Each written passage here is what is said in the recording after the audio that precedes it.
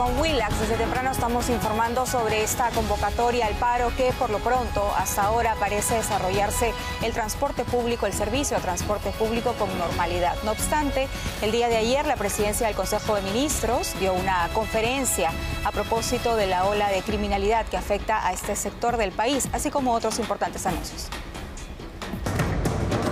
El Ejecutivo comunicó la aprobación de una nueva partida para afrontar la situación de grave inseguridad de los transportistas de Lima y Callao. Se habló de una partida millonaria, pero sin explicar para qué será utilizada o en qué, con exactitud. Se ha aprobado 40 millones de soles más para atender justamente las necesidades de protección, y también se ha aprobado lo de las cámaras. También se anunció la reactivación del aeropuerto de Jaén y una nueva torre de control aéreo en la selva peruana, sector de Cabayococha, donde se pasean los agentes de economías ilegales. Además, habrá un nuevo estado de emergencia en Patás. Y se abordó el tema del futuro traslado de Vladimiro Montesinos, Víctor Polá y más personajes al penal de Ancón II. Arana comentó la existencia de una presunta organización criminal en las marchas.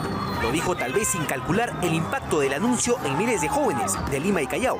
Aquí existe una mente criminal que organiza a las personas, le proporciona estos artefactos, estos insumos, y en su momento los dispara contra los policías. Esto es organización criminal, estamos en esa investigación. Además, remarcó que respetan cualquier decisión judicial sobre las pensiones de Pedro Castillo y de cualquier presidente. No existe por parte del Ejecutivo otra acción que no corresponda al de dar cumplimiento a la acción. Yo no voy a responder sobre un caso particular o un nombre, yo no puedo politizar el hecho. En principio, toda decisión judicial debe cumplirse. El anuncio positivo fue la nueva victoria del Perú en el concurso mundial de turismo World Travel Awards, por tercer año consecutivo, lo que debería ser una oportunidad para vencer la crisis de Machu Picchu y vencer más trabas como la recuperación de la magullada fortaleza de Huela.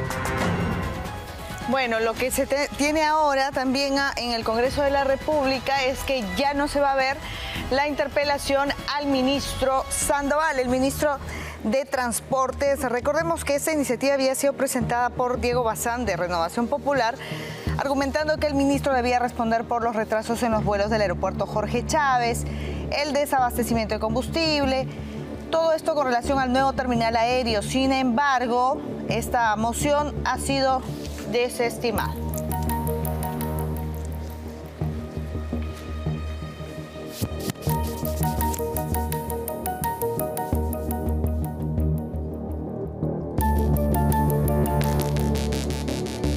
Bueno, el congresista Héctor Valer ha denunciado penalmente al periodista al cual él escupió. Él escupió al periodista, ahí están las imágenes, pero el congresista ha decidido denunciarlo. No, esto ocurrió hace unos días en la ciudad de Juliaca.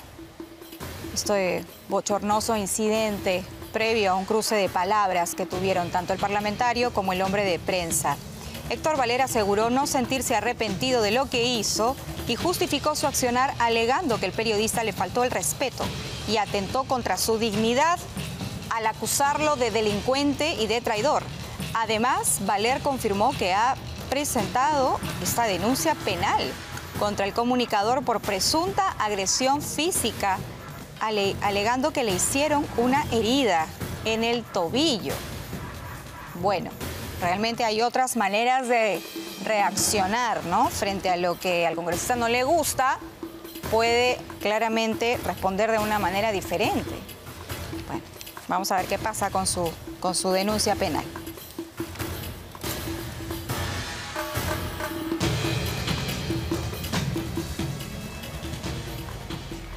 Son las 6:22. Ayer se conoció que Rutas de Lima empezaría a cerrar algunos peajes y de alguna manera a irse, ¿no?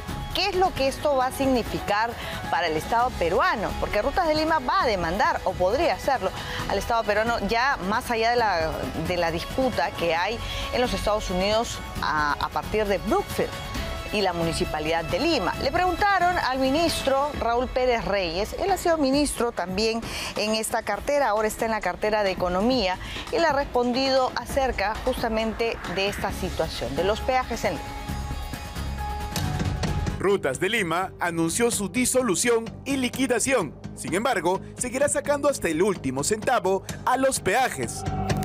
Mediante un comunicado, Rutas de Lima y la empresa encargada Brockfields anunciaron casi en paralelo esta decisión y se justificaron diciendo que es por el supuesto hostigamiento de parte de la Municipalidad de Lima y algunas entidades del Estado, omitiendo para su conveniencia, obviamente, los inminentes casos de corrupción que actualmente están en proceso. No, eso no ocurre ni con el MTC ni ocurre con el MEF, pero quiero saber cuál es la problemática que alude la empresa. El ministro de Economía, Raúl Pérez Reyes, mencionó que el Ejecutivo no tiene nada que ver con las disputas legales de estas concesionarias impulsadas por Odebrecht. Y sensación es que esto está siendo planteado de una forma tal como para ir preparándose a un proceso de arbitraje. Entonces queremos primero ver si podemos resolver el tema para no estar en...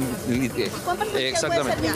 Según el excongresista Víctor Belaunde, este problema se hubiera evitado si los fiscales José Domingo Pérez y Rafael Vela Barba hubieran evitado que Jorge Barata salga del país. Había otras posibilidades de sacar información. Por ejemplo, si ellos arrestan aquí al señor Barata, si ellos no levantan los embargos a Barata, si no dejan de intervenir Odebrecht en Lima, si no hubiesen dejado que se lleven todos sus activos, todas tendríamos sus toda la máquinas, información. Dándole vía libre para que hagan el retiro de todos sus activos. De las cuentas corrientes se han llevado hasta sus CTS, hasta sus AFPs, y eso lo permitieron estos fiscales. y eso lo permitió ese acuerdo de cooperación jurídica que ellos han firmado siendo muy conscientes de lo que estaban haciendo. Indican que se disuelve la empresa, pero seguirán operando. No podemos olvidar que Rutas de Lima tiene como dueños a los canadienses de Brockfield y a los brasileños de Odebrecht. ¿Les suena conocidos? Pero como si fuera poco, esta jugada por parte de las empresas encargadas de cobrar los peajes puede abrir otro capítulo más en los tribunales internacionales. Bueno, vamos a hablar de los premios World Travel Awards 2025 y la agencia Costamar, que ha sido elegida como la mejor agencia de viajes de Sudamérica. Este es el 12º año consecutivo que Costamar reafirma su liderazgo como la mejor agencia de Sudamérica. Siguen haciendo historia. Costamar Travel se reafirma como la mejor agencia de viajes de Sudamérica por 12º año consecutivo en los prestigiosos World Travel Awards 2025. Costamar Travel lo volvió a lograr. Hemos sido elegidos como la mejor agencia de viajes de Sudamérica. Esta premiación se celebró en el marco del Día Mundial del Turismo, el 27 de septiembre en Cancún, México, lo que hizo de este reconocimiento una ocasión más especial. Un reconocimiento que recibimos por 12 años consecutivos de los World Travel Awards. Este logro fortalece su posición y reafirma su liderazgo en la industria turística. Desde su fundación ha construido una sólida reputación como agencia líder en América Latina. Somos una agencia de viajes con 45 años de trayectoria, que no paramos ni siquiera en pandemia. Gracias a la confianza de nuestros pasajeros y al compromiso de todo nuestro equipo. Por ello, Costamar Travel está cerca de ti, con los viajes de ensueño, listos para disfrutarlos. Y lo compartimos en nuestro Costamar Travel Sales hasta el 2 de octubre. Habrán muchos beneficios, sorpresas y mucho más. Tendrás una experiencia única. Para mayor información de sus servicios de viaje, visita su página web oficial. Si piensas en viajar, piensa en Costamar. Felicidades, Costamar, por este galardón muy bien obtenido. Vamos ahora a una pausa, pero antes tengo una importante mención para ustedes. Plaza Norte y Mall del Sur le cumplen 3 deseos por su aniversario. Por cada 50 soles de compra, participe del sorteo de un auto 0 kilómetros, un paquete doble a Punta Sal o un vale de 3.000 soles en compra. Serán 3 ganadores de un premio cada uno. Registre sus datos y participe. Este aniversario lo celebramos a lo grande, gracias a Plaza Norte y Mall del Sur. Bueno, el pequeño J, este joven considerado, ¿no?, el más salvaje, ¿no? Imagínense, ha participado de la muerte a sangre fría de 3 jóvenes. El asesinato grabado y transmitido en vivo en redes sociales. Es el narcotraficante más joven. Pertenece a todo un clan criminal. Bueno, ya está en manos de las autoridades peruanas, pero Argentina lo solicita y va a ser extraditado. Pensó que tenía todo calculado para continuar fugándose de la justicia argentina, pero se equivocó. El peruano Tony Valverde Victoriano, de 20 años, fue capturado cuando estaba escondido dentro de un camión en Pucusana, hasta donde llegó vía terrestre. Sobre él pesaba una orden de captura internacional. El coronel Percy Pizarro, jefe de la División de Inteligencia de Dirandro, comentó que el pequeño J tenía como destino final Trujillo. Horas antes de la detención de Tony Valverde, también se capturó al argentino Matías Agustín Osorio, quien tendría la función de ser su lugarteniente. Se iba a encontrar con Matías Osorio, su lugarteniente, el mismo que fue capturado en horas de la mañana en Plaza Norte. Justamente esas eran las coordinaciones que habían realizado ellos para poder irse a Trujillo y ahí ocultarse de la justicia, ¿no? ¿Por qué estás acá en el Perú? Porque ¡habla fuerte! Me trajeron de engaño. ¿Quién te trajo engaño? Unos narcos mafiosos. Cuando fue detenido, el pequeño J retó a los policías al mencionar que no les tiene miedo. ¿Qué pasó con estas chicas? ¿Ah? ¿Tienen miedo usted de volver a la Argentina? No, se voy para allá. ¿Ah?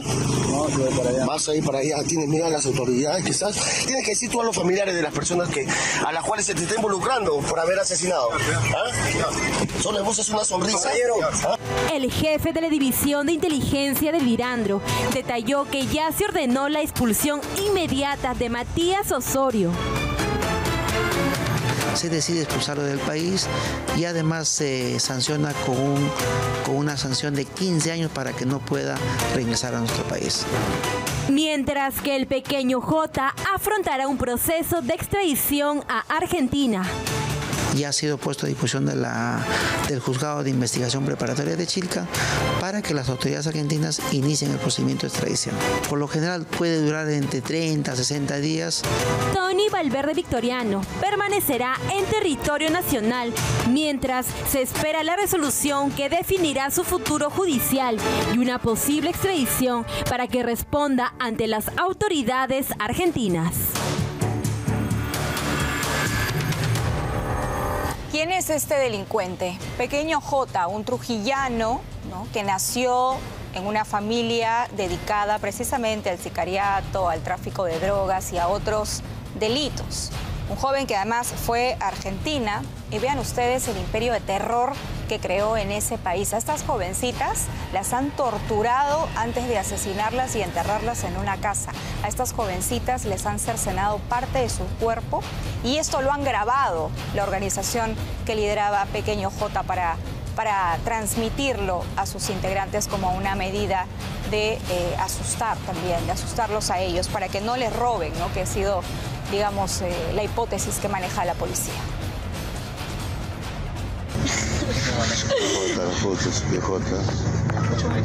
Todavía bandido. Lo que tiene que ser. Hasta hace unos años, así se veía Tony Valverde Victoriano. Cambió su inocente sonrisa de niño para convertirse en el mundo de Lampa, como el pequeño J. A sus cortos 20 años, era el joven más buscado de Argentina, al ser sindicado como el autor intelectual del brutal crimen de 3 jóvenes argentinas, una de ellas de 15 años en Florencio Varela. Desde pequeño en el Perú, su vida ya estuvo marcada por el sicariato y el entorno delictivo. En el 2018, su padre Hansen Valverde Rodríguez, el cual según la policía pertenecía a la banda criminal Los Injertos del Nuevo Jerusalén, fue asesinado a balazos por un integrante del grupo criminal rival, el Gran Marqués. El asesinato se habría ejecutado por la disputa de la zona La Esperanza en Trujillo por la venta de drogas y extorsión. Pero sí está vinculado a una familia ligada mucho quizás al narcotráfico ahí en La Libertad, en Trujillo, que es el departamento y la ciudad donde puntualmente él nació, con antecedentes de su padre, quien nos enteramos en las últimas horas que murió en medio también de un episodio violento. Sus tíos del pequeño J también están involucrados a bandas criminales dedicadas al sicariato, robo y extorsión. Nos referimos a Manuel Valverde Rodríguez, alias Chuman, y Luis Valverde Rodríguez, alias Serranacho. Se desconoce cuándo llegó y desde cuándo empezó a operar en Argentina. Aquí en Argentina no hay un ingreso legal de este pequeño J de Valverde. Es decir, que los investigadores no saben cómo ingresó desde Perú acá a la Argentina. Hasta que fue detenido tras permanecer 6 días prófugo y con un pedido de captura internacional. El móvil para matar a estas chicas es que al menos una de ellas se quedó o con kilos de cocaína para vender o para que le había robado a él o a su organización, o bien dinero en efectivo. Se habla de unos $60.000 al respecto. El hecho fue transmitido en vivo por redes sociales en un grupo cerrado. Hay otros 7 detenidos, entre ellos 4 personas que estaban vinculadas a la casa donde aparecieron los cuerpos, un hombre y su sobrina que estarían vinculados como la parte de la organización y del traslado de estas chicas, y otro hombre que sería quien hizo el pozo para donde finalmente enterraron los cuerpos. Este triple crimen causó una gran conmoción en Argentina. Vamos a hablar de este otro criminal apodado El Jorobado. Hablamos de Adam Smith Lucano. Hasta ahora se sabía que su rival era el monstruo y que este tenía tentáculos en algunos partidos políticos. En el caso del Jorobado, ayer se han allanado nada menos que la municipalidad de Comas, la casa del alcalde y también al alcalde de Caraballo. Es el enemigo número 1 del monstruo.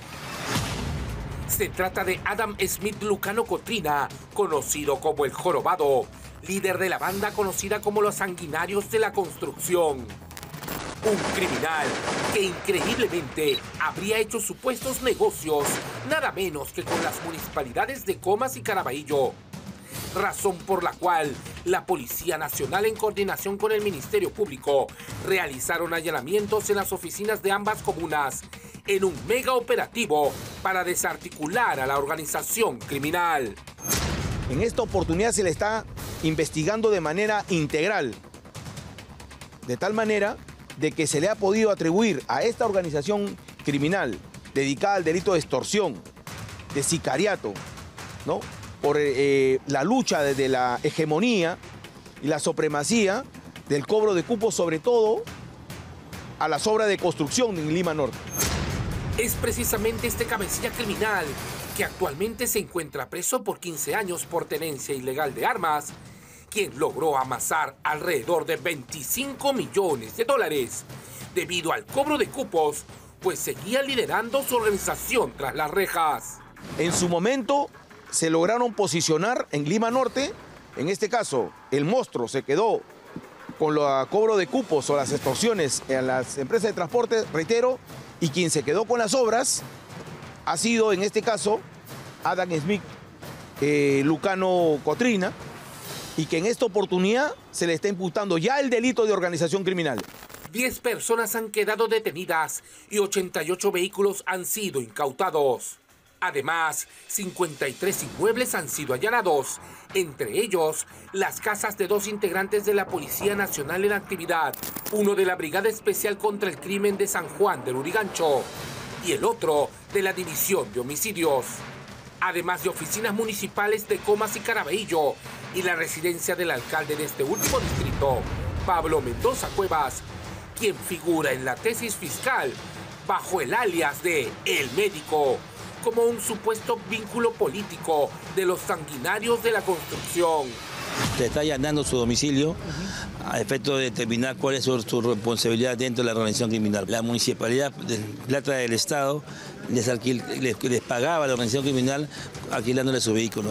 Según las investigaciones, la organización del Jorobado creaba empresas fantasmas para adjudicarse licitaciones en los gobiernos locales, lo que facilitó el desvío de recursos municipales. Incluso, al parecer, obtuvo autorizaciones para utilizar espacios públicos municipales en eventos vinculados directamente a sus intereses. Estaba purgando condena solo por tenencia ilegal de armas, pero ahora por organización criminal, por tráfico ilícito de drogas, por extorsión, por sicariato. Una acción más que une a la Policía Nacional con el Ministerio Público para desbaratar bandas criminales que han estado desangrando nuestra capital. Lo sorprendente de este caso es cómo las autoridades locales, los alcaldes, pueden coludirse con los criminales. Se supone que están matando, están extorsionando, están atentando contra sus propios vecinos. Ellos deberían ser los principales preocupados en trabajar de la mano con las autoridades del sistema de justicia para frenar esta ola de crimen y no ser parte del crimen. Bueno, la Policía Nacional ha dado un duro golpe no solo anoche, o mejor dicho, el día de ayer, por el tema de este delincuente, el Jorobado, enemigo del monstruo, sino también cuando se ha logrado la captura de Eric Moreno en Paraguay. Pero ¿qué pasa con Cerrón? Vladimir Cerrón es uno de los prófugos más buscados hasta el día de hoy y lamentablemente no hay señales de su ubicación. Capturaron al monstruo, pero Vladimir Cerrón lleva más de 720 días en la clandestinidad, casi 2 años burlando a la justicia peruana. Si se hubieran dado los esfuerzos necesarios para capturarlo, ya lo hubieran hecho hace tiempo. Vladimir Cerrón va a cumplir 2 años en la clandestinidad. Le van a cantar el Happy Birthday to You y no pasa absolutamente nada en este país. El exministro José Tello señala que la captura del monstruo es un logro, pero no basta para generar confianza en la ciudadanía. Me parece que se evidencia una protección. Quien tiene que responder en este caso son las autoridades del Ministerio Interior. Tello menciona que la justicia debe medir con la misma vara y que el verdadero mensaje de cambio será cuando Cerrón sea puesto ante el sistema de justicia. En nuestro país, lamentablemente, llevan pues este tema de la justicia a un plano político y eso no me parece adecuado. Con la frescura que lo caracteriza, Vladimir Cerrón sigue activo en redes sociales y se sigue presentando en foros de TikTok. El mérito histórico de Perú Libre es haberle demostrado a este país de que los cholos, la izquierda popular, la izquierda de campo, la izquierda socialista, sí puede entrar al Palacio de Gobierno. Ante estos mensajes, Tello puntualiza que la confianza ciudadana al gobierno no se construye con anuncios rimbombantes. Se gana con hechos y justicia, no con discursos ni protecciones políticas. Bueno, el monstruo y el crimen ha estado operando y ha estado actuando con no solamente redes, veíamos, en municipalidades, en propios partidos políticos, sino también con operadores en el Ministerio del Interior. Algo que ya se sabía, no lo habían anunciado. No sabíamos que eran tantos policías, ¿no? Pensábamos que, como dijo la vez pasada Juan José Santibáñez, que en su momento detectaron a 3. Pero anoche, el ahora ya comandante general de la policía, Óscar Arriola, le confesó a Milagros Leiva que no eran 3, eran 7. Y vamos sumando, veamos. ¿Así reconoce que ha habido malos policías en el caso del monstruo? Totalmente, y son capturados, hasta ahorita van capturados 7 de la organización del monstruo, de los 78 miembros de la organización del monstruo. No hay blindaje ni espíritu de cuerpo. El nuevo comandante general de la policía está separando la paja del trigo. Nunca me tembló la mano. Óscar Arriola confesó haber recibido orden directa de la presidenta Dina Boluarte para sancionar a los malos policías. General Arriola, mano dura contra la criminalidad organizada, la delincuencia. De otro lado, aseguró que no habrá más policías atemorizados para repeler la criminalidad. Se ha intervenido Trujillo, se ha intervenido Lima, se ha intervenido el penal del Milagro y el penal de Chayapalca. Todo lo que se mueve se revienta con respeto. Acá no vamos a pedir permiso, sino vamos a mirar la Constitución. Miramos los hechos, cuadra para adentro. Dio todo su respaldo a sus policías para proteger a los ciudadanos. Tiene la facultad y la atribución de que cuando vea a una persona con un arma de fuego amenazando a otra persona o en contra del policía, hace uso de su arma de fuego y está exento de cualquier responsabilidad penal, civil, administrativa. El emblema del comandante general será trabajar en la moral de la policía y dotarlos de armas para ir un paso adelante de la delincuencia. Tenemos unas alianzas con los gobiernos regionales, con los gobiernos locales, con el empresariado, para comprar una gran cantidad de cartuchos, o sea, municiones de armas de fuego y estar más diestros que nunca en el disparo para tener la seguridad de utilizar el arma de fuego. Y la otra seguridad está en la mente, en la moral muy alta de los policías. Tras las últimas críticas de sus propios colegas en retiro, que lo acusaron de haber dado información de inteligencia sobre Eric Moreno y que jamás actuó, Arriola los desmintió y dijo que jamás recibió información.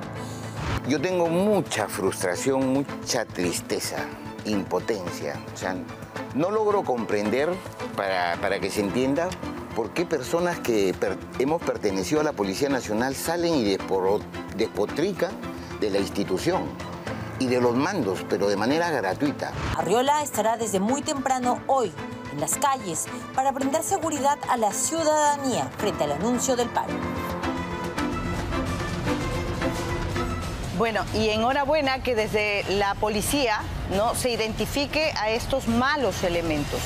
Un policía corrupto no es policía, es un criminal que lleva uniforme y placa, y a esos hay que depurarlos, ¿no? El general Óscar Arriola tiene una gran tarea que hacer para reestructurar la policía desde la tolerancia cero.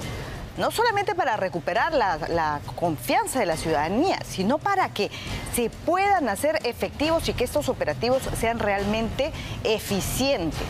¿Qué es lo que se sabe del monstruo? Además, que ideó todo un plan, imagínense, todo un plan con su pareja para hacerse de la recompensa. Una burla realmente, vean. Según la Policía Nacional, alias El Monstruo, al verse debilitado por ya no recibir dinero producto de la extorsión y de un plan macabro para no entregarse y lograr cobrar la recompensa de su propia captura de 1 millón de soles a través de su pareja de turno que estaba escondida con él. La paraguaya de esa manera habría filtrado el dato a la policía de ese país para dar con la ubicación de Eric Moreno Hernández y de esa manera, tras la caída, poder reclamar la grande suma de dinero ofrecida por el gobierno peruano. Debilitado, lo hemos destruido y se ha ido a regocijar para pasar de extorsionador a querer pretender ser estafador y hacerla que la mujer siembre a un sujeto para inducir a error no a la policía paraguaya, sino a nosotros, porque nosotros, el Perú, a través de la comisión técnica va a tener que decidir si se le paga o no. Pero tiene que saber la comisión técnica de la información que ha ido a recabar nosotros.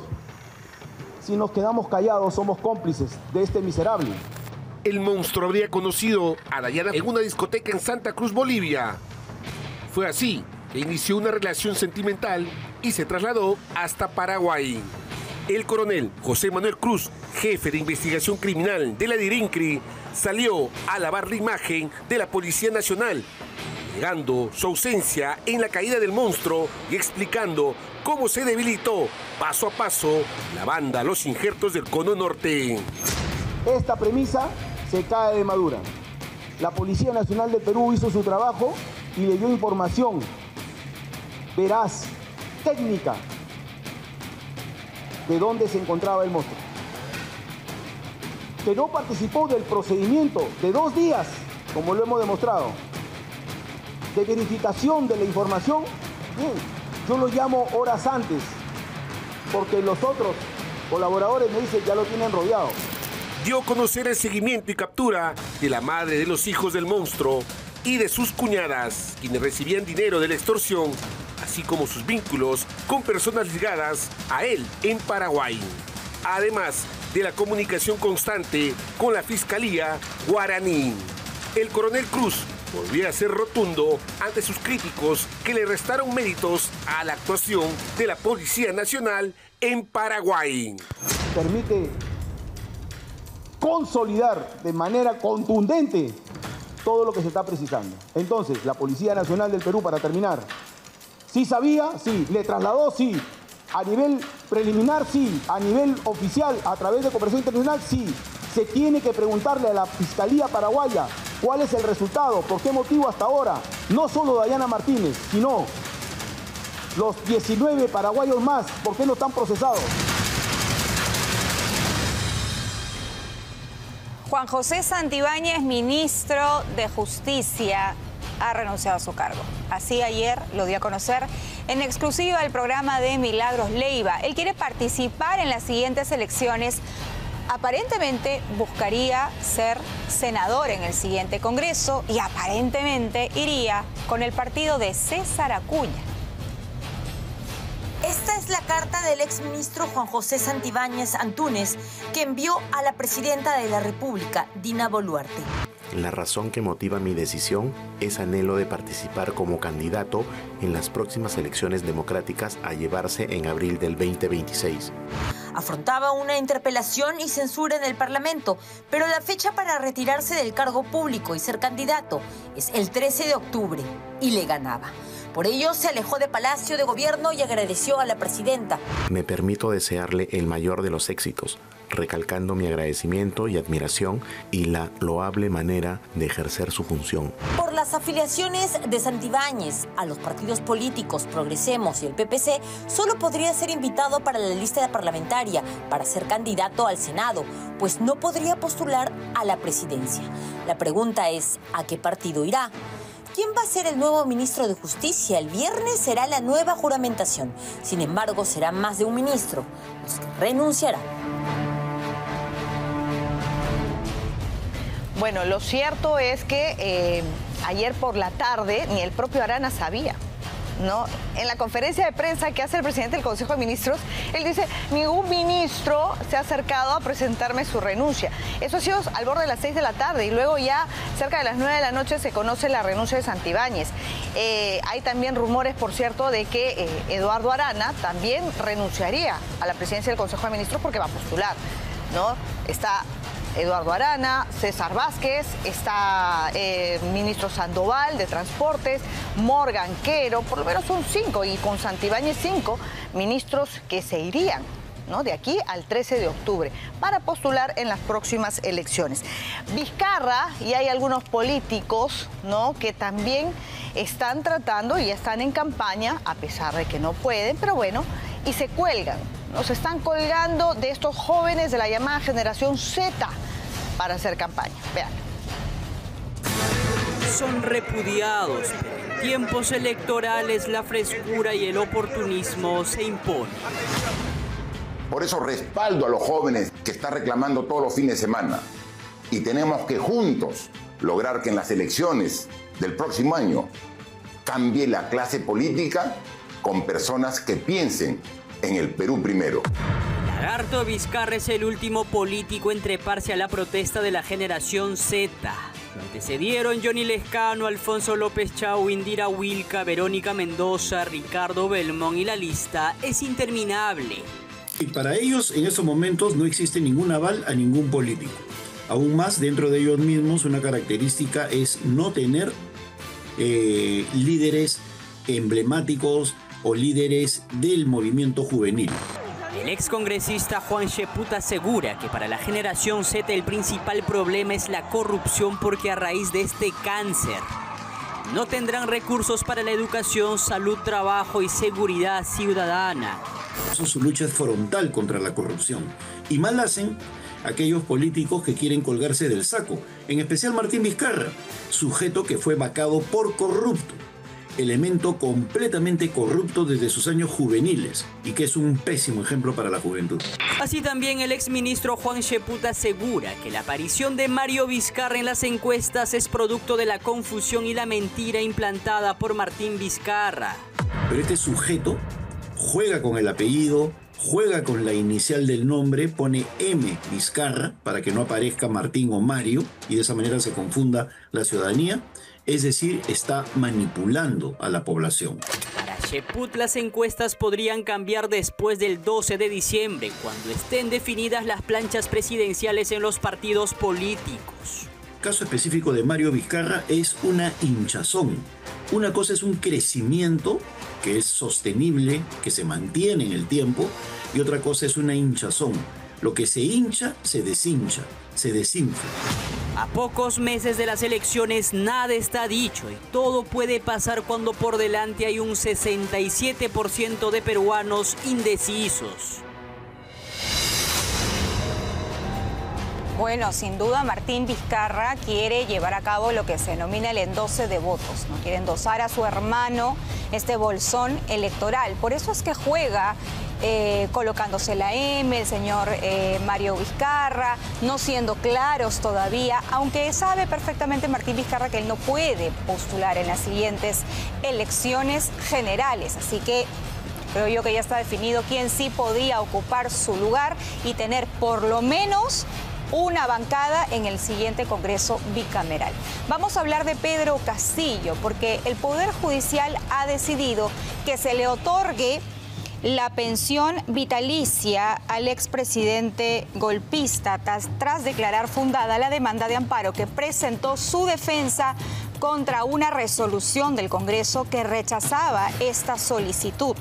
A través de una resolución, el juez Alexis Anicama ordenó a la Dirección General de Administración del Congreso emitir un nuevo pronunciamiento otorgando esta pensión vitalicia correspondiente, dice la resolución, al ex jefe de Estado desde el 8 de diciembre del año 2022, o sea, desde el día siguiente que dio el golpe de Estado.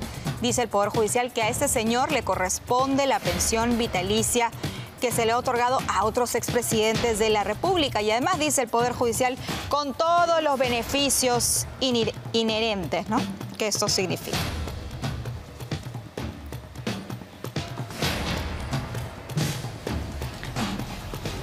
Parece un premio, ¿no? En fin, el Congreso está anunciando que la Procuraduría, ¿no?, de este Poder del Estado va a presentar una apelación. Van a apelar a esta decisión que le otorga pensión vitalicia a Pedro Castillo como expresidente. A través de las redes sociales anuncian que esto será hoy. Hoy van a apelar.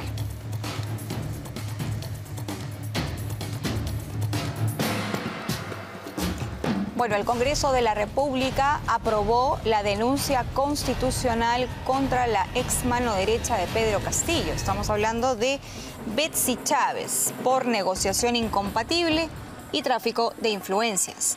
Chávez Chino habría favorecido a familiares de quien sería su pareja en ese entonces, Abel Sotelo Villa, con puestos de trabajo en el Estado.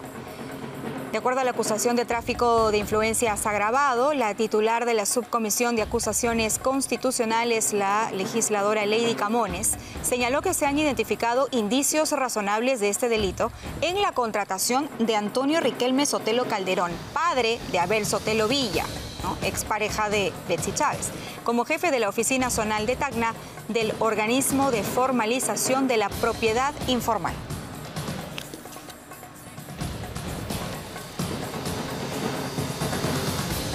Bueno, y atentos con esta información porque ya es oficial el retiro de la AFP. Este octavo retiro de 21.400 soles. ¿Cómo va a ser? ¿Desde cuándo empieza? ¿Cuál es el cronograma? Véanlo a continuación. Inicia la cuenta regresiva para los miles de afiliados que esperan el octavo retiro. A partir del martes 21 de octubre la gente puede empezar a solicitar el retiro de su fondo de pensión. El experto en educación financiera Jorge Carrillo explica que los pagos se harán en hasta 4 armadas mensuales de una UIT cada una. Si yo solicito el 22 de octubre, mi primer depósito va a ser a los 30 días el 21 de noviembre. Mi segundo depósito 30 días después el 21 de diciembre y mi cuarto depósito de una OIT a los 30 días después, el 19 de febrero. O sea, tendría que esperar hasta el próximo año. El cronograma de solicitud contempla un periodo de fechas escalonadas de acuerdo al último dígito del DNI, como ya se ha realizado en retiros anteriores. Los que tienen el DNI terminado en 0, el 22 y 23. Los que tienen el DNI terminado en 1 recién sería el 24 y el 27 de octubre, y así sucesivamente cada 2 días, ¿no? En un primer cronograma. Luego, si no alcanzaste a solicitar el primer cronograma, habrá un segundo cronograma de pagos. También se contempla que desde el 4 de diciembre hasta el 18 de enero del 2026 haya registro libre. Por el nuevo valor de la UIT, el monto del retiro podría ser mayor a 21.400 soles. Si solicito en enero, recién va a llegar en febrero, marzo, abril y mayo. Entonces gano un cachito más de plata, pero pierdo, entre comillas, por el tema de los tiempos. Carrillo advirtió que aunque este retiro significa un alivio económico para muchos, existe el riesgo de debilitar el sistema previsional y perjudicar las pensiones futuras. Por ello, recomendó que los afiliados usen estos fondos con responsabilidad, destinando, por ejemplo, a inversiones y no a gastos superfluos. ¿Quiere viajar a Estados Unidos? ¿No tiene visa? Bueno, ahora le va a costar mucho más. A partir de ayer, 1 de octubre, la tarifa ha subido para los peruanos que quieran tramitar la visa de turismo a $435. Ha pasado de $185 que pagábamos antes a $435. Este aumento de 250 ha sido implementado por el gobierno de Estados Unidos como parte de una nueva política migratoria denominada tarifa de integridad. El anuncio ha generado, por supuesto, una fuerte respuesta en Lima, donde largas filas se formaron en los exteriores de la embajada norteamericana en Surco. La denominada tarifa de integridad tiene como objetivo, según las autoridades estadounidenses, reducir los casos de migración ilegal.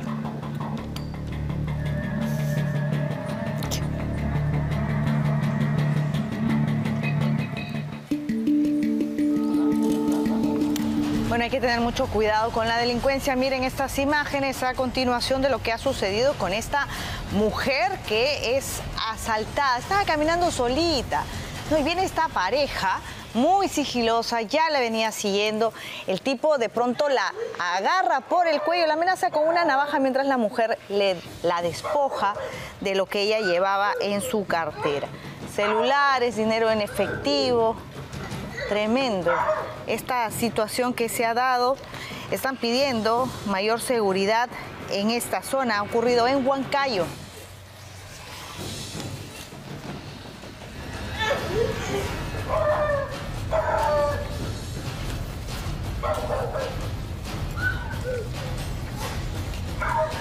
Bueno, en Los Olivos había un sujeto que estaba amenazando con un arma de fuego. Afortunadamente fue capturado por la policía. Este video con tu madre es para que tú lo veas y para que le muestres a los tombos y para que le cuentes que soy yo con madre, ¿ya? Soy yo el que te va a carabear con madre. Amenazante y todopoderoso. Así se mostraba este sujeto que con un arma de fuego amenazaba a su enemigo sin importarle siquiera poder ser atrapado por la policía. Un video que envía un informante al WhatsApp del Serenazgo donde está manipulando un arma de fuego y amenaza a una persona, ¿no? Aparentemente en estado de ebriedad. Te juro por mi santa madre que te voy a cruzar y te voy a cobrar, chibolo, madre. Al llegar a la zona ubicada al cruce de las avenidas Cantacallao con Marañón, el grupo Terna de la Policía Nacional, junto con el grupo Yanapaqui, vieron a 2 personas tomando bebidas alcohólicas a las afueras de una bodega. Uno de ellos, el que grababa su video con un arma de fuego, que al ver la presencia de las autoridades, la tira al suelo para así librarse de los brazos de la ley. El sujeto negaba en todos los idiomas que esa arma encontrada le pertenecía. El arma es de mi amistad. Yo no he estado con el arma. Eso es lo que tú dices, arma de fuego. A ver, verifica que es arma de fuego, confirma que es arma de fuego. ¿Ah? ¿Quién eres tú?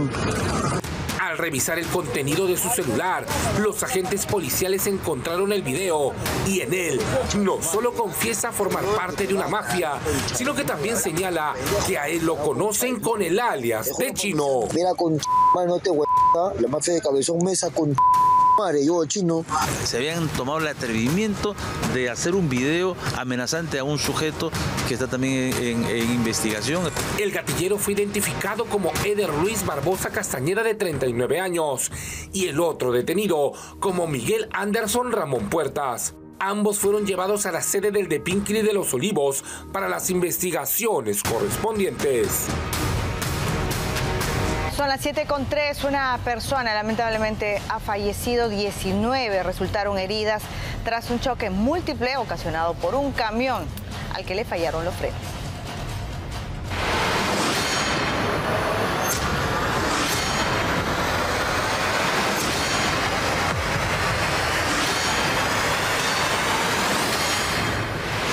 Estos fueron los precisos instantes en los que un camión sin frenos provocó un aparatoso accidente, dejando varios vehículos destrozados. El hecho ocurrió en horas de la mañana en la avenida Cusco, en el distrito de Mi Perú, en el Callao. La calle ha sido denominada por los vecinos como la Avenida de la Muerte, pues debido a su pronunciada pendiente se registran constantes accidentes que involucran a vehículos pesados. El camión, al que se le vaciaron los frenos al ir de bajada, impactó contra 14 mototaxis, 4 autos particulares y una moto lineal. El accidente dejó un saldo de nada menos que 18 heridos y un fallecido, identificado como Baker Saya Jara, quien iba conduciendo la motocicleta. Lo que preocupa más a los vecinos es que en el lugar del accidente se encuentran 2 colegios, y esta no es la primera vez que se registra un fuerte choque cerca de ellos. Esta vez el accidente ocurrió cerca de las 7:30 de la mañana, hora de ingreso escolar, por lo que resultaron heridos 5 menores de edad que se dirigían a clases.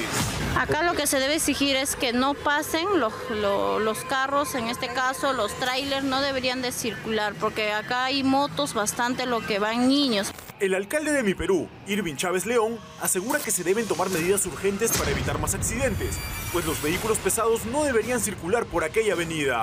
No, y como puede ver, mire. Y ellos deberían ir por la avenida Gambetta, no por esta avenida. Y eso lo establece claramente la norma. Pero como se ha cerrado la avenida Néstor Gambetta, hoy está siendo Mi Perú afectado con toda esta carga pesada. Los heridos fueron trasladados al hospital de Ventanilla para tratar sus lesiones. Por otro lado, según ha indicado el alcalde, el hospital Sabogal se negó a atender al herido de gravedad que finalmente perdió la vida. En los próximos días se buscará una respuesta por parte del centro de salud. Unos delincuentes detonaron artefactos explosivos en la fachada de una discoteca.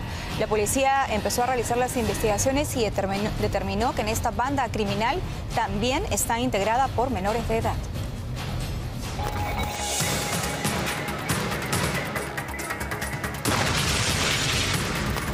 Un nuevo ataque con explosivos remeció Trujillo. La ciudad de la eterna primavera ya no tiene una sola noche en paz. 2 sujetos llegaron a la puerta de la discoteca Imperio Black y, sin importar que las cámaras de vigilancia captaban todo, colocaron un explosivo que detonó en el portón del establecimiento nocturno en el distrito de Laredo. El estruendo alertó a los vecinos, quienes dieron aviso a la policía, que procedió a intervenir a los sospechosos de este acto criminal. En la loza deportiva El Pozo se detuvo a 4 sujetos, de los cuales 3 apenas tienen 17 años. Se han intervenido a 4 personas que han participado directamente en este hecho extorsivo, por el cual al propietario de esta discoteca le estaban pidiendo 40.000 soles. Lo alarmante es que las bandas del norte del país están reclutando menores de edad para actuar como brazo armado. Detonaciones, asesinatos y entrega de cartas extorsivas siempre están a cargo de sujetos menores de 18 años. Yo ya en algún momento en el CONECET les hice ver de que en la actualidad ya tenemos un promedio de 741 menores retenidos y la mayoría de ellos están por temas de extorsión, sicariato y tenencia ilegal de armas de fuego. Con esta captura se espera que la discoteca Imperio Black pueda operar sin inconvenientes. Todos los detenidos fueron reconocidos por su participación directa en el atentado y los menores serán juzgados de acuerdo al cambio en el tratamiento penal juvenil. Son las 7:07. Lamentablemente, un cobrador, ¿no?, de una combi de nacionalidad venezolana ha sido asesinado mientras estaba en ruta. Hay otras personas que también han resultado heridas. Esta situación se ha dado en el Callao. Se encontraba sin salida, fue acorralado por la muerte. Y es que la empresa de transportes en la que laboraba como cobrador de combi está siendo sometida por 4 bandas sanguinarias de extorsionadores. Entonces he escuchado disparos, pero hasta ahí no sabía de dónde provenían, pues. Y entonces ya me asomo y veo que la gente sale de la combi corriendo, pues, ¿no? Salen corriendo de la combi. Yo digo, ¿qué ha pasado? Porque llegó acá un muchacho a pedir agua, pues. Por el susto que estaba, me dijo, por favor, agua ya, pues. Le daba una botella de agua, le digo, ¿qué ha pasado? Mi hermano me han matado un pata ahí. Se trata de Jackson Gabriel Gámez Navarro, de 26 años y de nacionalidad venezolana. Esta víctima se encontraba viajando como copiloto en un vehículo de la empresa de transportes Consorcio Vía Colonial que cubre la ruta Plaza 2 de Mayo y Callao. El que ha matado está dentro de la combi como pasajero. Se ha hecho pasar como pasajero. Ajá, sí, se ha hecho pasar. No es que lo hayan interceptado. No. No es la primera vez que sufre un ataque sangriento esta empresa conocida como La Colonial. Según información reveladora, cada chofer de combi paga diario entre 8 a 20 soles a por lo menos 4 bandas criminales: alias Tito, Callao Unido, Perú Unido y los malos de la película. Además de generar terror por extorsionar, estos criminales han creado varios grupos de WhatsApp con los números telefónicos de cada conductor para llevar de manera detallada y ordenada el cobro de cupos.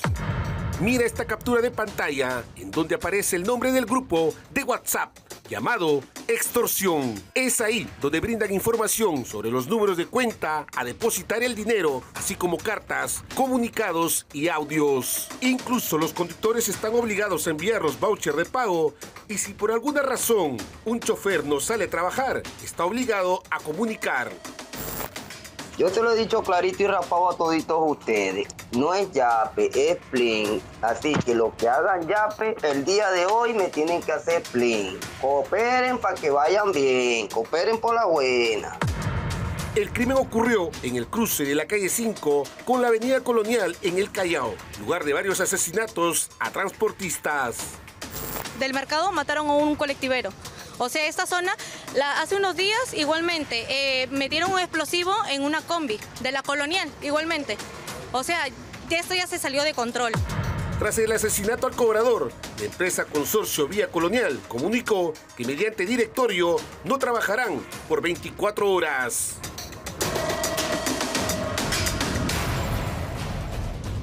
Bueno, hay un delincuente que logró escapar de la policía. Las cámaras de videovigilancia registraron absolutamente todo. Vamos a ver las imágenes a continuación.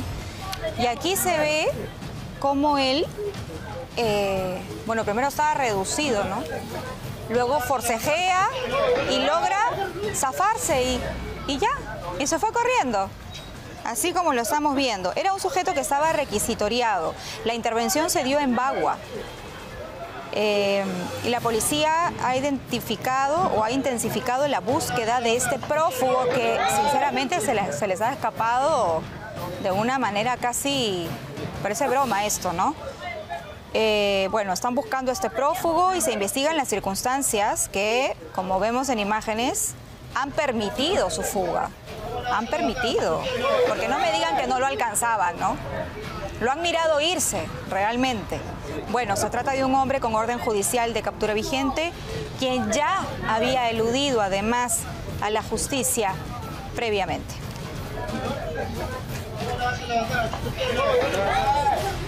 Bueno, en Los Olivos hay un grupo en el Serenazgo que se denomina el Comando Especial Yanapaqui. Han logrado intervenir junto al grupo Terna a un microcomercializador de droga. Se le encontró estupefacientes en sus partes íntimas.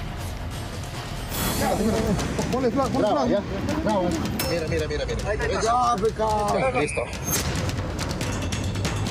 Fue capturado con las manos en la masa y sometido ante las autoridades. En la noche es una intervención mientras se desarrollaba el patrullaje disuasivo preventivo por parte del Comando Yanapaqui.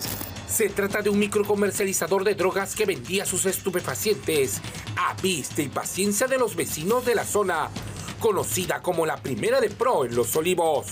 se había percatado a través de la cámara de vigilancia su modo operandi en esa zona, especialmente en Los Olivos de Pro, que es un asentamiento humano pegado a la organización Pro Lima. Previamente, cámaras de seguridad lo habían captado días anteriores en su faena delictiva. Se paraba en una esquina y sus clientes llegaban como moscas a la miel. Aquí lo vemos en acción, entregando la mercadería a cambio de unas monedas. Pruebas más que contundentes para poner a este delincuente fuera de circulación.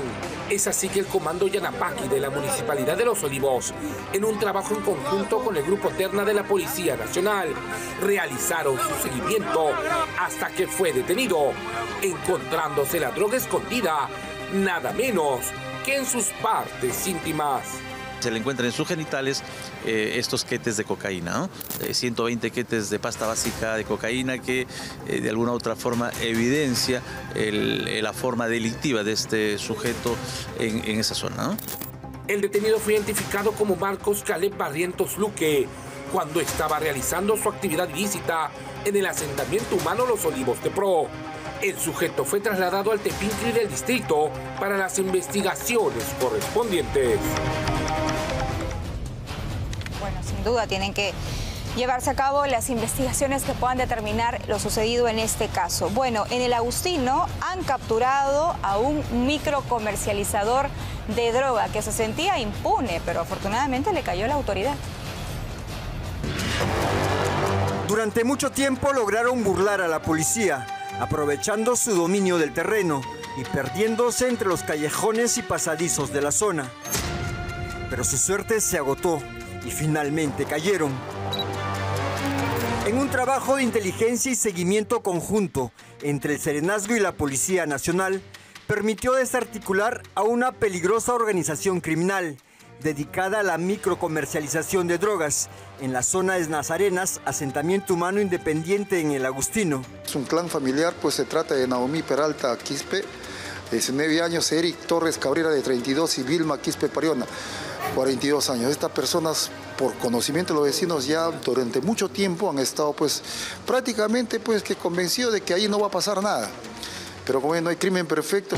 El golpe fue posible gracias al uso de cámaras de seguridad y drones que permitieron ubicar la vivienda utilizada como centro de acopio y distribución de la droga. En el preciso momento de la intervención, los delincuentes intentaron escapar utilizando mototaxis y escaleras improvisadas, sin éxito, frente al cerco policial.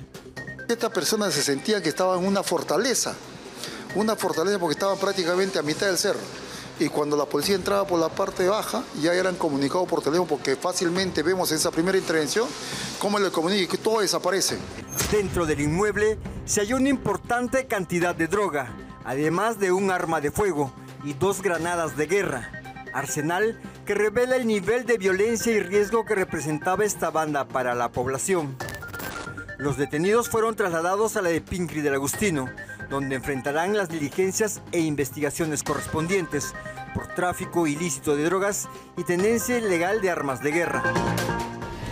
Bueno, y atentos con esta información porque se ha podido identificar y dar con los delincuentes. Estaban suplantando identidades. De esta manera se hacían de préstamos financieros y así han podido recaudar millones. Hicieron una fortuna a base de estafas. Sujetos que se dedicaban a suplantar identidades para obtener créditos y préstamos financieros de manera fraudulenta. Sin embargo, no contaban con el accionar de la policía, quienes ya estaban tras sus pasos. En el mercado negro obtenían información de personas que tenían capacidad crediticia, luego falsificaban los DNI y asimismo las huellas digitales con silicona.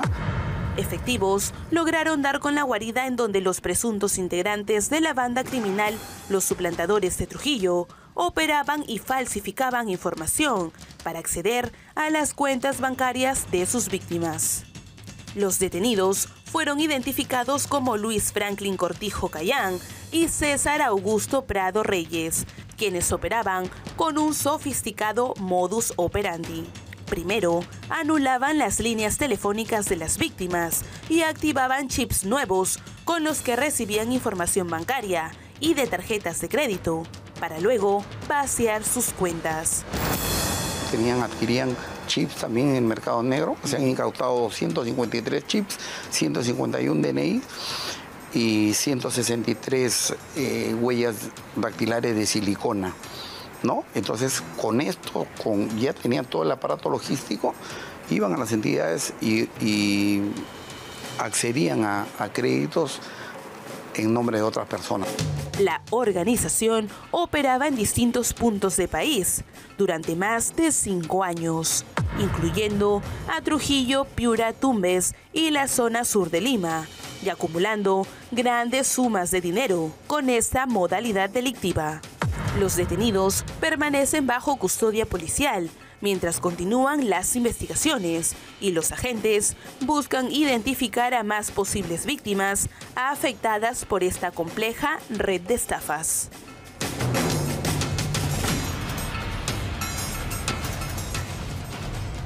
Tenemos información en vivo con nuestro compañero Luis Sánchez desde Villa, El Salvador, sobre el paro de transportistas. Luis. Compañeras, ¿cómo están? Nosotros ahora hemos llegado hasta el distrito de Villa El Salvador. Estamos en el cruce de las avenidas Pastor Sevilla con 1 de Mayo. Como pueden ver, el lugar está completamente normal. El transporte está completamente normal. Hemos visto varios buses que han llegado. Es más, ya hay poquitas personas ahorita en el paradero. Hace un rato habían personas esperando su medio de transporte. Bueno, han subido, han venido todas esas empresas de transportes, incluso Etuchiza, ¿no?, que es una de las empresas de transporte que también ha sido extorsionada, ha salido a trabajar normalmente. En este punto, al menos, al parecer, no se habría acatado el paro de transportistas. Vemos inclusive también no solamente la presencia de buses, sino también la presencia de combis que han salido a trabajar para hacer su ruta normal. Por supuesto, también hay colectivos, ¿no? Una situación normal acá en Villa El Salvador, que siempre hay colectivos que los trasladan a varios puntos de este amplio distrito. Vemos, por ejemplo, acá el Rápido.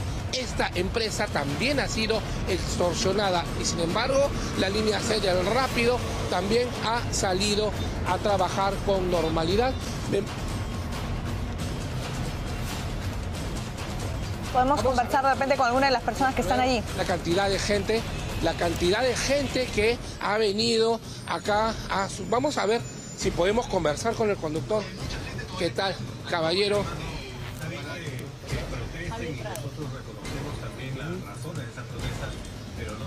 ¿Cómo está? Buen día, estamos en vivo para Willax. Cuéntenme un poquito, ¿ustedes no van a acatar el paro el día de hoy? No, estamos trabajando. ¿Todos están trabajando? No es obligatorio, pues no, los que desean nomás. Sí estamos... ¿Cuántos han salido a trabajar en su empresa? Desconozco. ¿Usted se va a trabajar normal hasta qué hora? No, normal, todo el día. ¿Qué hora normalmente trabajan ustedes? 2 vueltas y media hacemos. ¿Tiene cierto temor por el tema de las extorsiones? Demasiado. Pero aún así, igual va a salir a trabajar día a día. Hay que trabajar, estamos, ¿no? Tenemos familia, pero ¿qué vamos a hacer? Pues no, la extorsión está demasiado. Pero así es, pues, hermano, ¿qué vamos a hacer? No hay dinero, si no trabajamos del día a día, vivimos, ¿no? Entonces tenemos que aprovechar también, pues, ¿no? Trabajar. Con el temor que estamos todos, esta inseguridad que estamos viviendo, lo que vamos a hacer hay que trabajar. Claro. Es la situación, ahora, compañeras. Acá me encuentro también con pasajeros. Señora, ¿qué opina acerca del paro del día de hoy? Buenos días. Lamentablemente la inseguridad está terrible en nuestro país. No les queda tomar, ¿no?, a todas las empresas por seguridad de ellos. Ya hemos visto cuántas pérdidas hay, ¿no? Dependemos también del servicio de ellos y ellos de nosotros.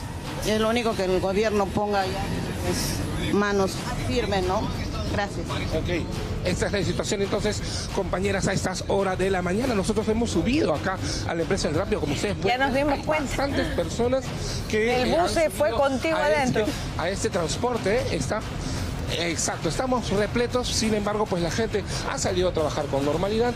El bus, empresa Rápido, que recalco, es una de las empresas que también ha sido extorsionada. Algunos de sus conductores sí están saliendo a trabajar con normalidad. Claro, una situación realmente complicada, ¿no? Uno se pone en los zapatos de las personas que están allí trasladándose de un lado a otro y de todas maneras existe el temor, ¿no? Estos delincuentes disparan a mansalva sin importar si la cantidad de niños o de personas que hay en el interior de un bus. Viajar así, con el miedo, pero hay que salir, ¿no? Hay que llevar el pan a la casa a diario y estas personas viven de lo que generan al día. Vamos a regresar, gracias Luis, contigo más adelante.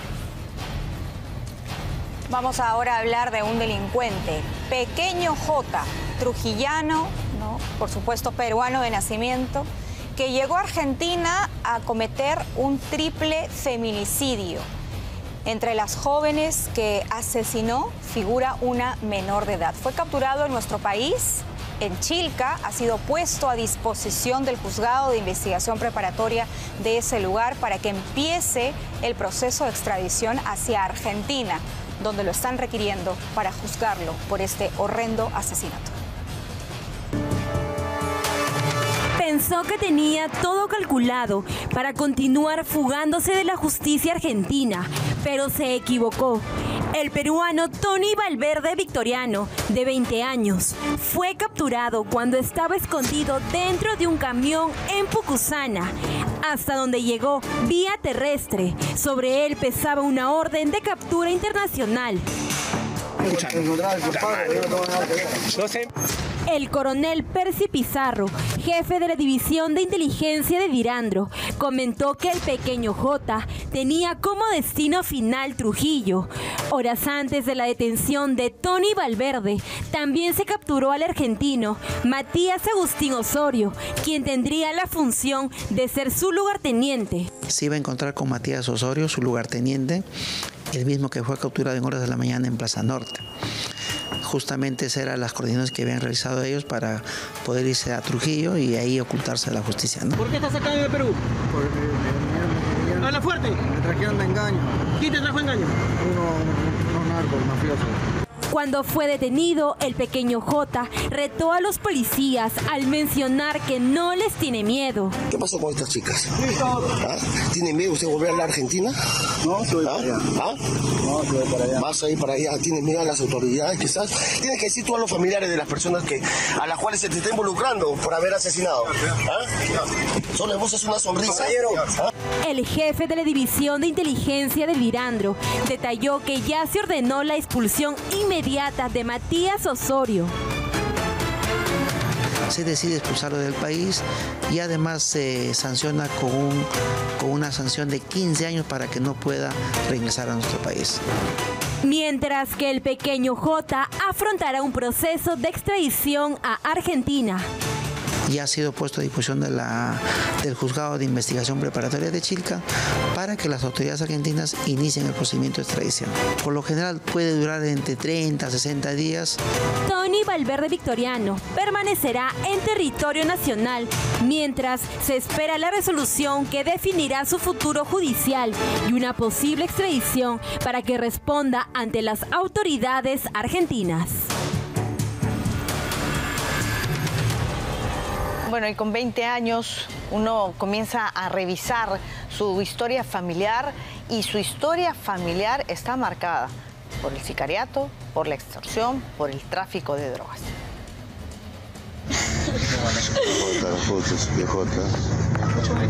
Todavía bandido. Lo que tiene que ser.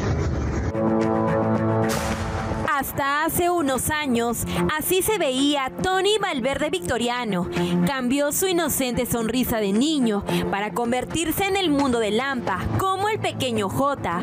A sus cortos 20 años, era el joven más buscado de Argentina, al ser sindicado como el autor intelectual del brutal crimen de 3 jóvenes argentinas, una de ellas de 15 años en Florencio Varela.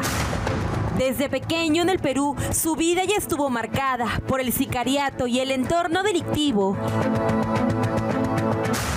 En el 2018, su padre Hansen Valverde Rodríguez, el cual según la policía pertenecía a la banda criminal Los Injertos del Nuevo Jerusalén, fue asesinado a balazos por un integrante del grupo criminal rival, el Gran Marqués.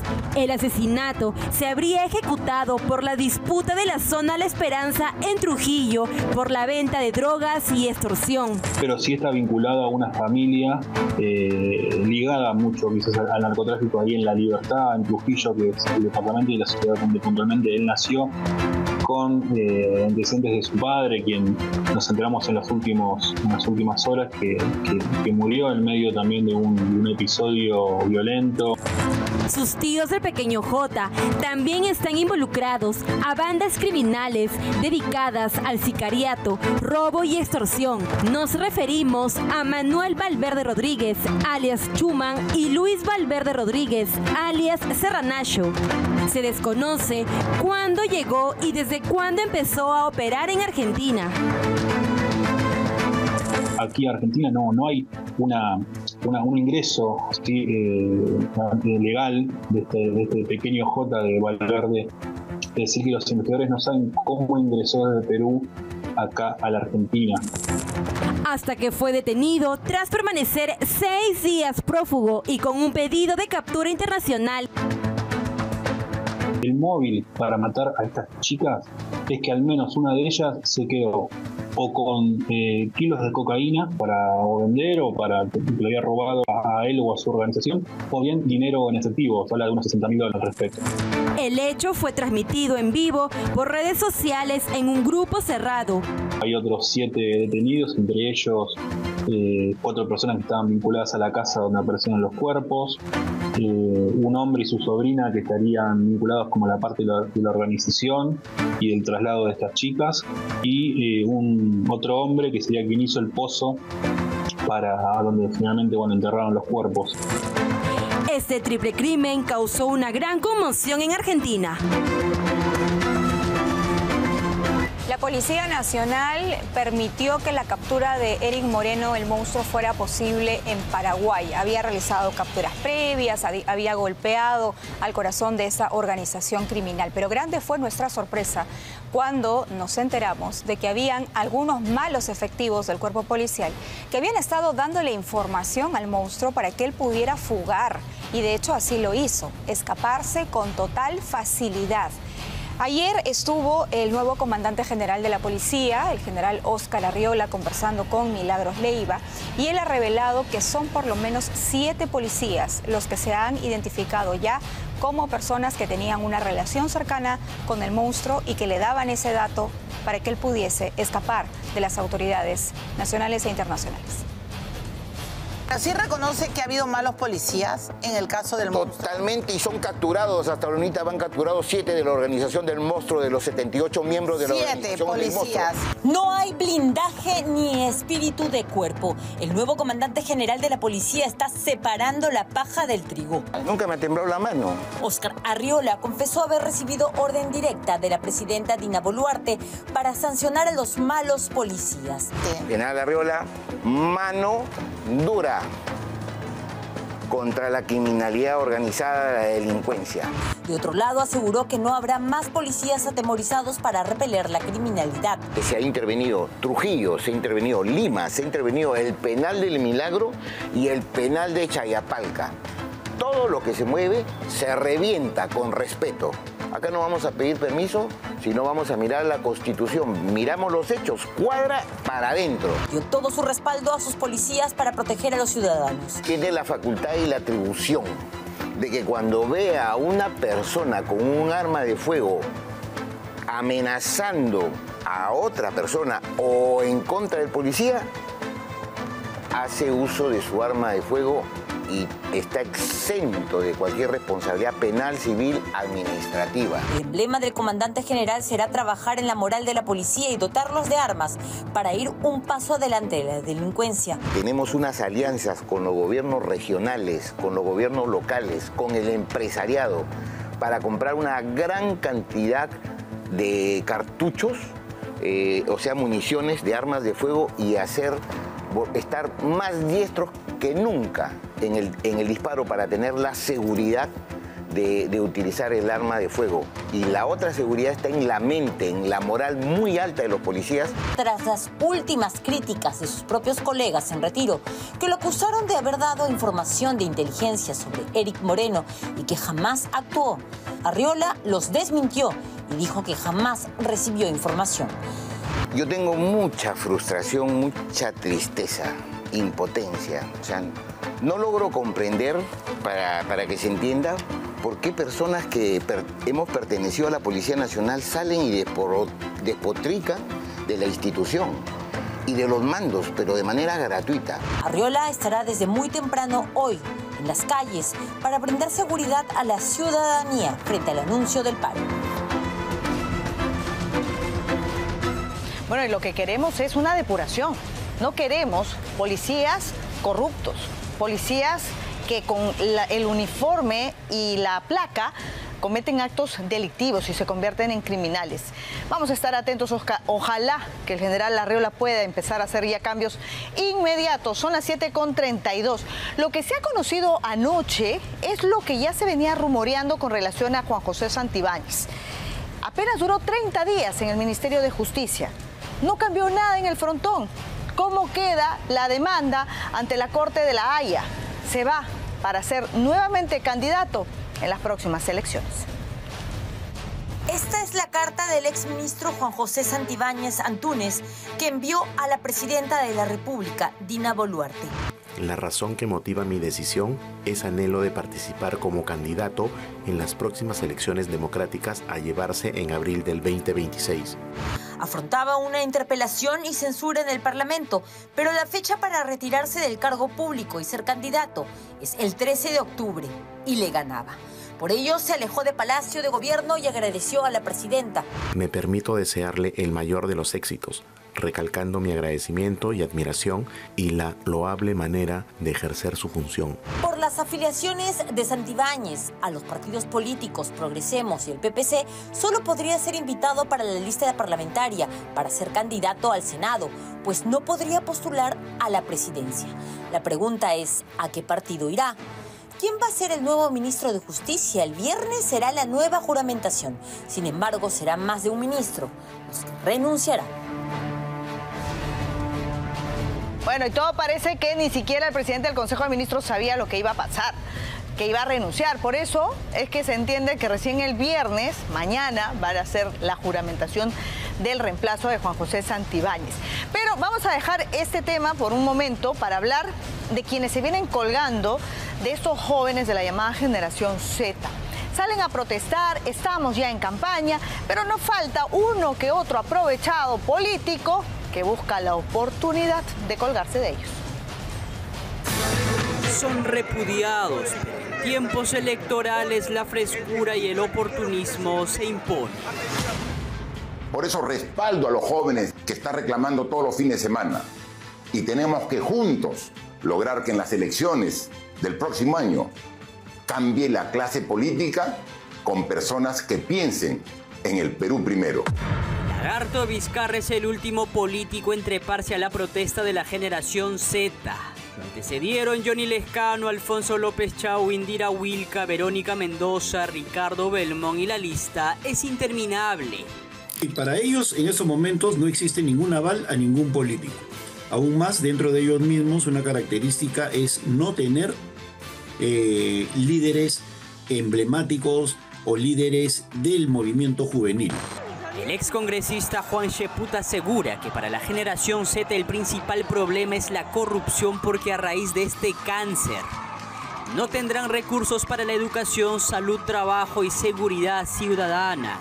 Su lucha es frontal contra la corrupción y mal hacen aquellos políticos que quieren colgarse del saco, en especial Martín Vizcarra, sujeto que fue vacado por corrupto, elemento completamente corrupto desde sus años juveniles y que es un pésimo ejemplo para la juventud.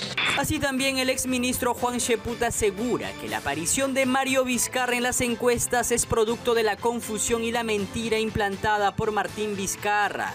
Pero este sujeto juega con el apellido, juega con la inicial del nombre, pone M. Vizcarra para que no aparezca Martín o Mario y de esa manera se confunda la ciudadanía. Es decir, está manipulando a la población. Para Cheput, las encuestas podrían cambiar después del 12 de diciembre, cuando estén definidas las planchas presidenciales en los partidos políticos. El caso específico de Mario Vizcarra es una hinchazón. Una cosa es un crecimiento que es sostenible, que se mantiene en el tiempo, y otra cosa es una hinchazón. Lo que se hincha, se deshincha, se desinfla. A pocos meses de las elecciones nada está dicho y todo puede pasar cuando por delante hay un 67% de peruanos indecisos.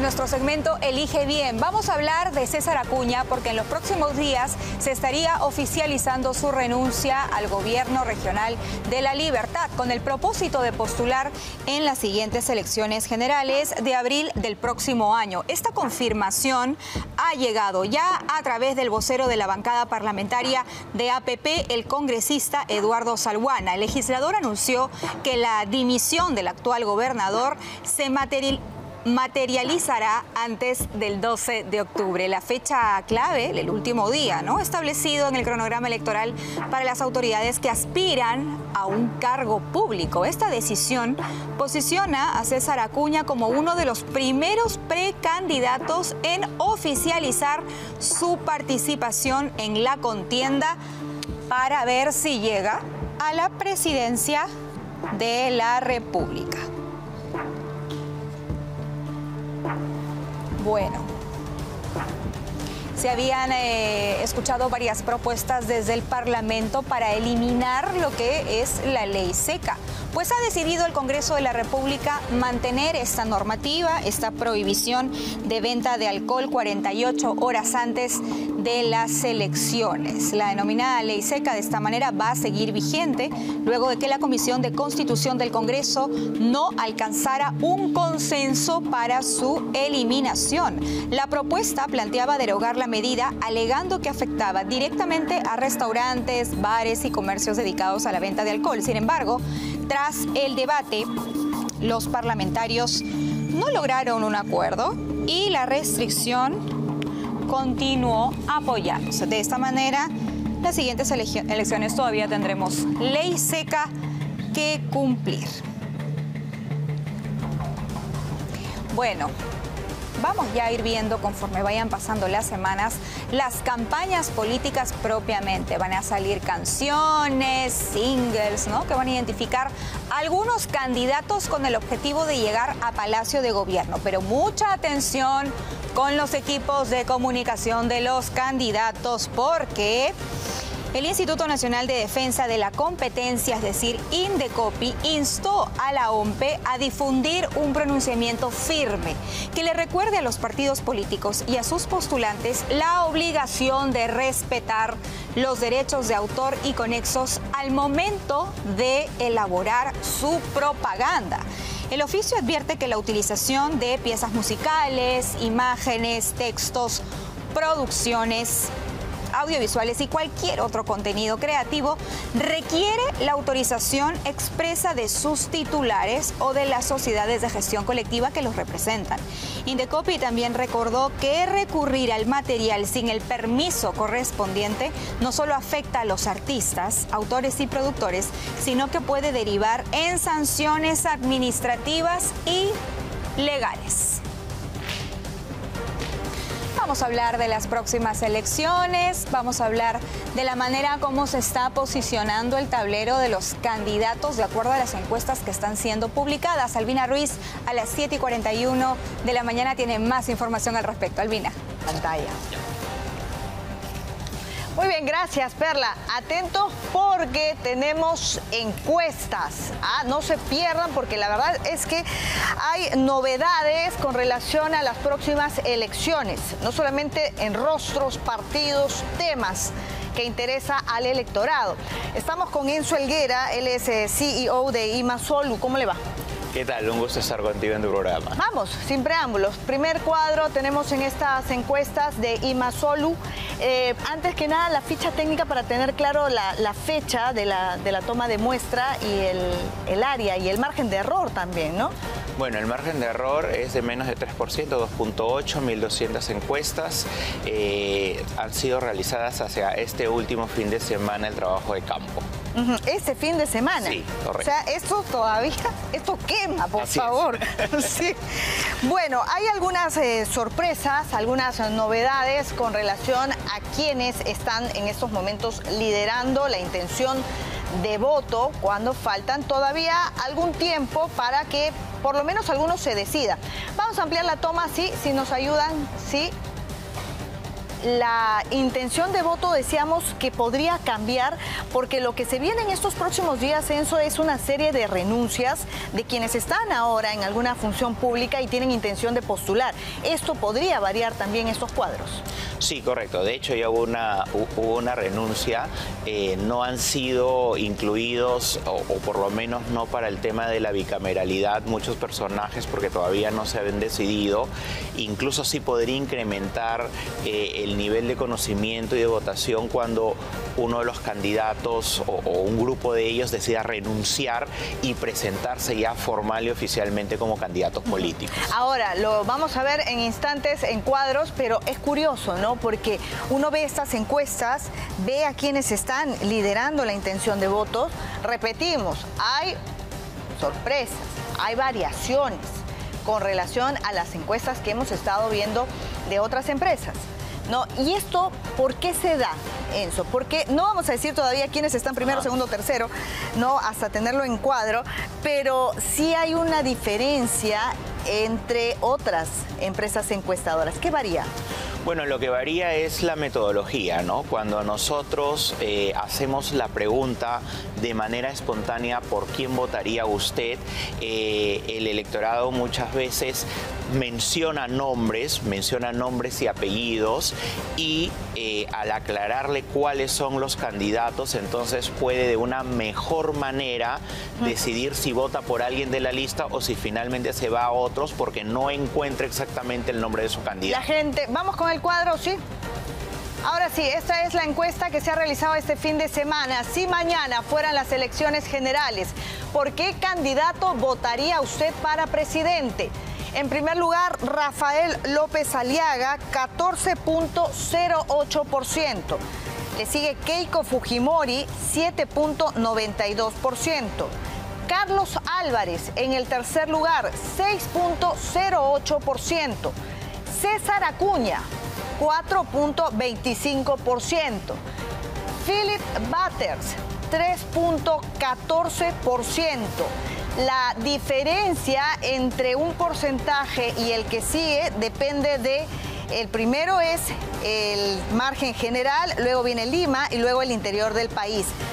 En quinto lugar, Mario Vizcarra, 3.08%. Álvaro Paz de la Barra, 2.58%. Alfonso López Chao, 2.50%. José Luna, 2.42%. Y vamos a ir con un puesto más. Jonás Ataucusi, 2.42%. Enzo, a ver, ¿cómo entender estas posiciones con relación sobre todo a algunas variaciones que hay? Y lo mencionaba con respecto a otras encuestadoras. Por ejemplo, ¿no? En esta ustedes tienen a Carlos Álvarez en un tercer lugar. Mario Vizcarra no aparece más bien en esa ubicación, sino un poco más abajo. Claro, a ver. Existen liderazgos sólidos y todavía no ha habido ningún cambio discursivo de ninguno de los candidatos. Es decir, no hay mayor novedad. Después de la de López Aliaga y, por ejemplo, el tema de la inauguración del tren, que ha sido una ola que ha incrementado su popularidad, sobre todo en Lima Metropolitana y el Callao, en Keiko Fujimori o en Carlos Álvarez hay un discurso que les permite mantener su audiencia o las preferencias electorales que tienen, y están casi estáticos porque precisamente no hay elementos de novedad. En el caso de César Acuña, por ejemplo, ha logrado, digamos, tener un incremento en relación al interior del país un poco mayor, entonces, y en relación a las alianzas electorales que tiene dentro de los gobiernos regionales. Porque si vemos, nuevamente ampliamos, por favor, esta encuesta es del fin de semana. Esto es recién, ¿no? A la diferencia, por ejemplo, entre Rafael López Aliaga y Keiko Fujimori se da básicamente por el bolsón electoral en Lima. Correcto. ¿No? Pero eso también es llamativo. Sí. Es llamativo. Rafael López Aliaga alcanza 29.82% en Lima versus un 9% de Keiko Fujimori. Claro, a ver.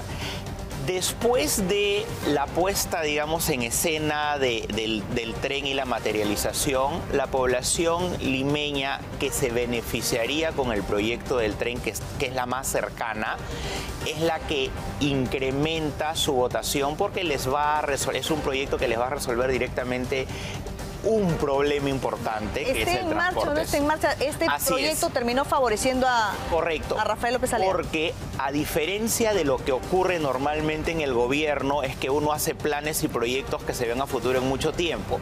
Lo que hábilmente López Aliaga logró es poner en escenario al tren que ya lo había traído y finalmente ya saben que lo trajo y saben que no depende de él su funcionabilidad, sino del gobierno central.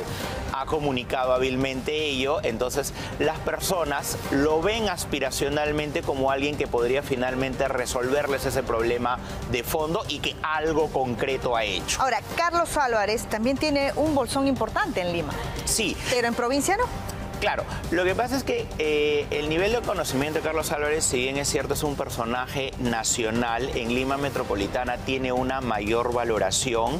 En nuestro estudio no vemos algún descenso, digamos, en contra de él, pero todo lo contrario, permanece allí y la expectativa en relación a que si suba o baje los siguientes meses es porque va a tener que pasar del discurso de crítica que tiene con el gobierno actual a incrementar qué es lo que él haría y que lo diferencie del resto de candidatos.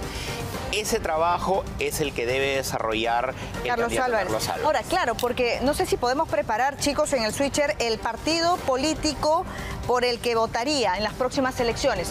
Para poder seguir el hilo, el partido político. Esto de acá es interesante porque esta encuesta, de acuerdo a la metodología que han aplicado ustedes, es el candidato con foto y nombre, ¿correcto? Correcto. De hecho, cuando a nosotros, por ejemplo, nos han mencionado o el nombre o el apellido, se les ha mostrado la foto. Así es. Por eso es que en esta encuesta de ustedes, el hermano de Vizcarra aparece en un sexto lugar. Correcto. Hay un reconocimiento en los encuestados de que él no es Martín Vizcarra, claro. Entonces por eso la metodología hace que haya un reconocimiento real al candidato, ¿correcto? No quita que Martín Vizcarra en su momento pueda presentarlo finalmente como un candidato oficial. Enzo, vamos a ver, ¿por qué lo mencionaba esto? Porque la cosa cambia cuando se trata de partido político. Ampliamos la imagen, por favor, señor director. Vámonos con el partido, con el anterior. ¿Cuál partido político usted votaría? Porque claro, uno ve la foto y marca, pero por ejemplo, tendría que, siguiendo esa lógica, que aparecer Carlos Álvarez, que está en el tercer lugar, tendría que el partido político, que es ahí la carretera esa del logo amarillo, tendría que estar también allí, pero está casi al final. Entonces, correcto. ¿Cómo explicar esta diferencia, ¿no? La recordación entre el símbolo y la cara del candidato. Claro, en el caso de Carlos Álvarez hay una diferenciación porque hay un reconocimiento al personaje político, pero no al partido político, porque el partido político, entre otras cosas, es relativamente nuevo para la población, no conocen el símbolo y la tarea del candidato político, sobre todo nuevo y la más difícil, va a ser posicionar la marca en el corto tiempo que queda de las elecciones y enseñarle a votar a su electorado. Ese es el reto definitivamente más difícil. Vamos a ir nuevamente con esta claqueta. Miren, en primer lugar aparece por partido político, Renovación Popular, 12.08%, le sigue Fuerza Popular, Acción Popular, Alianza para el Progreso, Perú Libre, 3.42, Avanza País, el APRA, Somos Perú, Podemos Perú y el Partido Morado. ¿El Partido Morado está en contienda? ¿Quién está en el Partido Morado? No tiene ya ni local. No hay un reconocimiento importante, por ejemplo, en ese caso al personaje político. Por ejemplo, el APRA tiene varios precandidatos y no hay un candidato visible. Pero está el partido que aparece. El partido político. Pero ojo Enzo, porque lo que veo también en esta encuesta es el grueso del final, ¿no? El 31.75% es que no saben opinar. Es el gran ganador. Sí, definitivamente es el primer lugar ahí porque y son las personas que concentran evidentemente su apatía a todo el sector político, que es importante no dejar de estudiarlo y no dejar de reconocerlo. Y en segundo lugar, la falta de interés e identificación, por lo menos en este momento, con alguna afinidad de algún logo partidario. Vamos con otro cuadro, por favor, de la encuesta. Reiteramos, esta encuesta es a nivel nacional del fin de semana y es la encuestadora Ima Solú. Sí, allí, por ejemplo, indique usted cómo se siente en relación a esta afirmación. A mí me da vergüenza o siento temor cuando contesto una encuesta si mi candidato es muy criticado. Esta tiene que ver con el voto escondido, ¿no? El voto oculto. Correcto. ¿Qué es lo que se lee? ¿Cuál es finalmente el mensaje en las respuestas que han dado? Bueno, hay aproximadamente un 36% que sí está de acuerdo y sí se siente identificado. ¿Por qué hacemos esta pregunta, digamos, filtro o cruce? Porque hay un número importante de los que no sabe y no opina que ante la percepción de crítica o con la postura política o con el candidato que pueda estar metido en ciertas polémicas, prefiere, por ejemplo, no contestar realmente. Le da roche, pues. Claro, le da vergüenza ante la opinión. Impresentables también. Correcto. Pero vamos nuevamente con la anterior. Sí, por favor, Francis, ¿podemos poner el anterior? Entre el primero y el segundo es voto de vergüenza. Así es. Con vergüenza. Quiere decir que ese elector recién va a señalar o va a marcar en la urna. Correcto. Y probablemente en las primeras encuestas a boca de urna tampoco lo diga. Correcto. Y recordemos que la mayoría de personajes políticos es duramente criticado, ¿no? Entonces, estas preguntas de cruce nos permiten evaluar ya un asunto de fondo respecto al comportamiento del electorado. ¡Qué miedo! ¿Qué tan honesto está siendo para contestar una encuesta? Bueno, eso nos lleva a pensar que cualquier cosa puede pasar, ¿no? Lo que pasa es que, por ejemplo, eso te explica reacciones espontáneas como en un momento anterior a las elecciones le terminaron añadiendo un voto importante a FREPAP, ¿recuerdas? Y FREPAP no aparecía en el escenario Pero acá político. aparece un Ataucusi. Sí, aparece dentro de los candidatos, aparece un reconocimiento a Ataucusi, un porcentaje que no debe dejar de ser visto porque finalmente es una representación nacional y hay una parte del sector electoral que dice, bueno, al menos no lo hicieron tan mal como los Vamos a seguir revisando, ¿sí, Enzo? Correcto. Para que no nos gane el tiempo. Vamos con el siguiente cuadro, por favor, Francis. Sí, tenemos varios cuadros de esta encuesta a nivel nacional. ¿Por cuáles de los siguientes medios? Abrimos pantalla, por favor. ¿Por cuál de los siguientes medios te informas más sobre las noticias? El liderazgo lo tiene la televisión, 31.25%, le sigue la radio, luego aparece periódicos, es la prensa pero digital, ¿no? Facebook, TikTok, periódicos en 7.75 de la forma tradicional, YouTube y demás redes sociales. No, es interesante porque, claro, la televisión no va a desaparecer, la televisión está. Entonces, sí, acá hacemos una aclaración. Una cosa es el consumo de medios y otra cosa ya tiene que ver con el tema también de la credibilidad, ¿no? Entonces, cuando uno se va a enterar de noticias nacionales en el ámbito político, le da más seriedad a la información que viene por un canal de televisión que luego se puede digitalizar, pero sienten que hay un responsable que si dice algo inadecuado o sin sustento, por ejemplo, es plausible de una denuncia. Lo que no ocurre, por ejemplo, en redes sociales, y sabemos que hay muchos fake news, y alteraciones por inteligencia artificial. Eso no ocurre en los medios tradicionales. Vamos con el siguiente cuadro. Votaría por un candidato que se postuló en las pasadas elecciones y no ganó, es decir, por un reciclado. Esto va con la línea de los que se reciclan en la política. 37.75% sí votaría, 22.83% no votaría y 39.42% no sé. Esto tiene que ver básicamente o está ligado a la experiencia. Vamos con un cuadro más, sí, con relación a los temas. ¿Qué tipo de candidato prefiere? Nuevamente, no la experiencia. La experiencia que predomina para el elector en estas elecciones, pero casi Enzo, de la mano con los nuevos rostros, ¿no? Claro, hay una dicotomía entre le votamos al que sí tiene la experiencia o finalmente a alguien nuevo que podría garantizarnos ser un poco más limpio en política. Y quería ver este último cuadro con relación a los temas. Yo recuerdo en las elecciones anteriores, claro, la agenda la marcaba las propuestas en lucha contra la corrupción. No aparece en esta elección, sino más bien la prioridad es la seguridad, la salud, la educación y el trabajo. Claro, esta pregunta era más relacionado a temas centrales que tienen una representación de carteras o de ministerios dentro del país para saber cuál era la mayor importancia. Bueno, interesante. Muchísimas gracias, Enzo, por venir a compartir esta información.